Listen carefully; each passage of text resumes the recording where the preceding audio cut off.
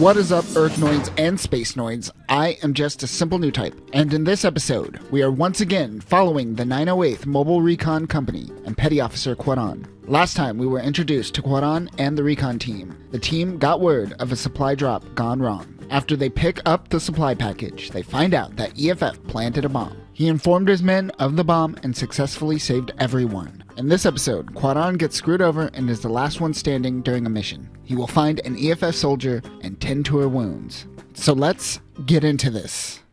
Last episode, we saw Cuaran and his team save a bunch of USO performers. These performers are known as the Comfort Corps. The soldiers gather around as the Comfort Corps does their performance. I guess this is the second best thing to getting laid. While the show is going on, Commander Cameron chastises Cuaran for not bringing back the wine she ordered him to bring back. Of course, because of the bomb planted, they were unable to bring back the wine and bring back supplies they originally needed. He rushes out of her office and bumps into Frostel. She walks into Cameron's office and gives her report. She tells Frostel to take a load off and pours her a glass of wine. She tells her it is simply juice. Wink, wink.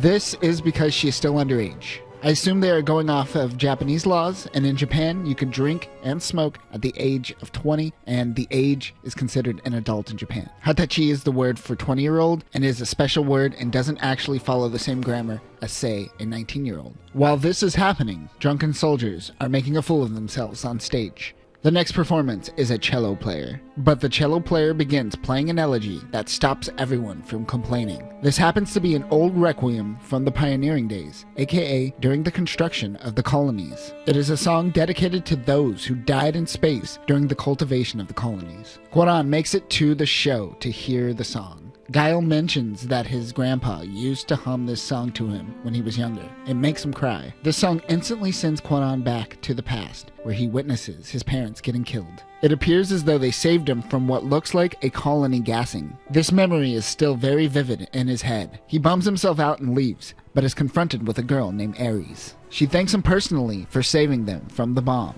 He seemed to be very smitten by her and asks her out to go see the stars. He says the one line that no women can turn down: "Hop on the back of my bike." They leave the base so they could get free of light pollution and be able to see the stars. While Frostel and Cameron are talking, a woman comes barging in. Cameron tells Frostel to leave the room immediately. She chugs her wine and leaves in a rush, not realizing she is now drunk. Cuaran tries to make his move on Aries and fails. Back with Cameron, we learn that this is Meryl, Cameron's sister. It appears that she is a part of the investigation team that is sent in to do inspections on commands. She infiltrated the Comfort Corps because an inspector most likely wouldn't be welcomed with open arms, so they have to go full secret shopper on certain bases. The two begin arguing about their family. It appears that their father sided with Zeon Daikum and the Rals and refused to acknowledge the Zabi family. Cameron shares her father's feelings, as she doesn't want to associate with the Zabis at all. Meryl says this is most likely why Cameron is in command of a recon team in the middle of nowhere instead of leading a charge on the front. She also mentions that they have been in a stalemate for a while, but EFF has started developing mobile suits, and the stalemate is leaning towards EFF and not Zeon. Of course, we know that Amado and the RX-78-2 will soon help shift the tides of war. Cuaran returns after getting rejected to find Frostel drunk and Jorg fixing his gun. She yells at him for being horny, while Cuaran wonders who gave a miner alcohol. Both are in a similar mood. They both lay their heads low in shame. The next day, the Comfort Corps leaves the base, and Cuaran goes out on his next mission. September 10th, UC 0079. The frontline's boundary at the Far East region. Two Zakus from the 408th are hiding in the brush, waiting to make their move. Cuaran is on top of a hill, scouting and giving orders. They spot a Type 61 tank. The enemy is on the move. EFF suddenly stops. The Minovsky particle density increases like crazy. It is clear that based on the Minovsky particle density, you can make an assumption about approaching enemy forces. The Minovsky density was so high that Cuaran instantly calls for a retreat. But at that moment, a fly manta approaches. It embarrassingly took me a long time to realize that this was the manta because this design was so good compared to the original OG Gundam design. The fly manta is an atmospheric bomber that also happens to be a high maneuverable unit. It has bombs, lots of bombs, as well as 30mm cannons on the nose. If you ever wondered how EFF still mated with Zeon for 8 months, it was because of these puppies, albeit a scorched earth kind of a way. They begin dropping bombs on the location of the Zakus. Commander Cameron's team get a message from the 408 right before getting disconnected. Frostel tells her that it is Cuaran's team and they only happen to have 2 Wappas out. Meanwhile, Cuaran is on the battlefield facing an EFF soldier. Suddenly, a Gundam cliche enters the chat. However, usually we have the stereotype of a Zeon woman and an EFF male. This time we have it switched, so the cliche is a little different. I make fun of it, but this cliche is what makes Gundam Gundam. When you have 2 opposing forces talk it out instead of fighting. It is a necessity, but I'm still gonna make fun of it. We cut back to 1 hour prior to when the bombs were dropping. One of the Zaku's come out of hiding and shoots the Sky Manta. It takes out one of the Magella attack tanks, but the Zaku is able to take out the Manta. However, it is exposed, and one of the Type 61 tanks takes out one of the Zaku's. The other Zaku comes out of hiding and uses his Heat Hawk on the tank. If I was this guy right here, I would be pissing my pants. Cuaran catches up with his teammate Ramas right as he gets shot down. Cuaran gets out of his Wappa and grabs Ramas' body right when his Wappa explodes. It is an EFF Jeep shooting at them, but suddenly a heavy Fort class runs over the Jeep. Was that friendly fire? That was friendly fire. We talked about the heavy Fort class in our Igloo coverage, but this is a mobile command base. Like the Big Tray class, which this unit is developed from, the heavy Fort also uses propulsion and functions as a hovercraft. This whole sequence is a Rube Goldberg machine of death. I'm not doing it justice, so go look at the art. The Type 61 is able to take out the remaining Zaku, but it is able to kick over the tank, destroying both units. Cuaran looks over to see that Ramas is dead.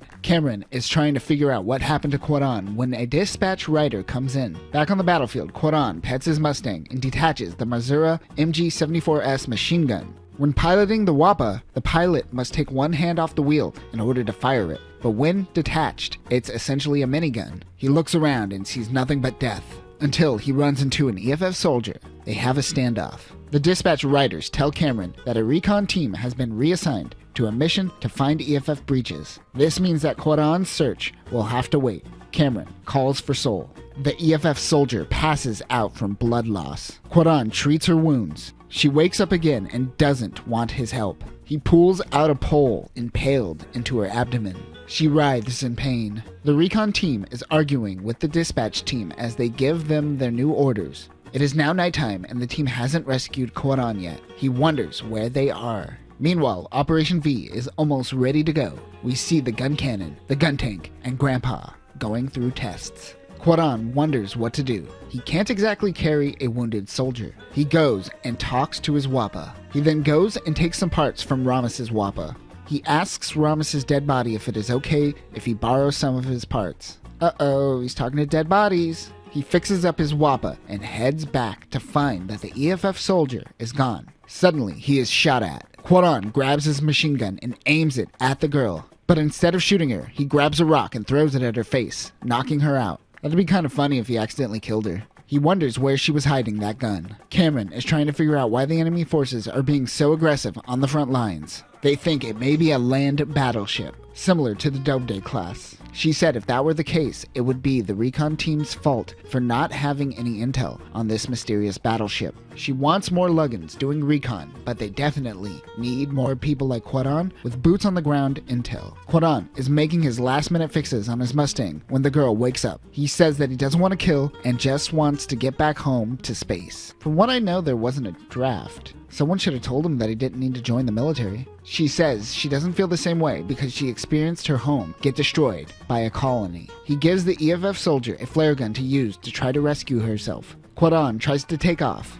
but the EFF soldier holds the gun to her head. He says that isn't how a flare gun works. She then points it at him. He says that isn't how a flare gun works. She shoots off the flare gun at Cuaran. He gets a little burnt up. The smoke alerts both Sol and his Wappa and an EFF squad. Cuaran books it out of there and runs into Sol. He catches Cuaran up on the frenzy that is going on with the rest of his company. Cuaran tells Sol that Ramas is dead. Meanwhile, an EFF plane is scouting the area. I have no idea what this plane is. If you have any info on this, let me know in the comments. The plane is scouting for the Heavy Fort class ship making its way through Zeon territory. Also, one thing to note is that the Heavy Fort class ship didn't exist until Igloo retconned them into the 1-year war, and it would make sense for EFF to have a land-based ship like the Doubleday class. However, the Big Tray class, which the Heavy Fort is based off of, was seen in the original Mobile Suit. And that will do it for this episode. Unfortunate that our hero couldn't get laid this episode and rather gets put in a situation which breaks his wappa. We also get the Gundam cliche of two opposing forces, two different genders, getting to know each other on the battlefield. But will it lead to anything? Next time, we will see the recon team run into the Heavy Fort class once again, and one member of the team will not make it out alive. But that will do it for now, new types. Remember, be like Cuaran and always take your shot, even if you don't have a chance. Peace.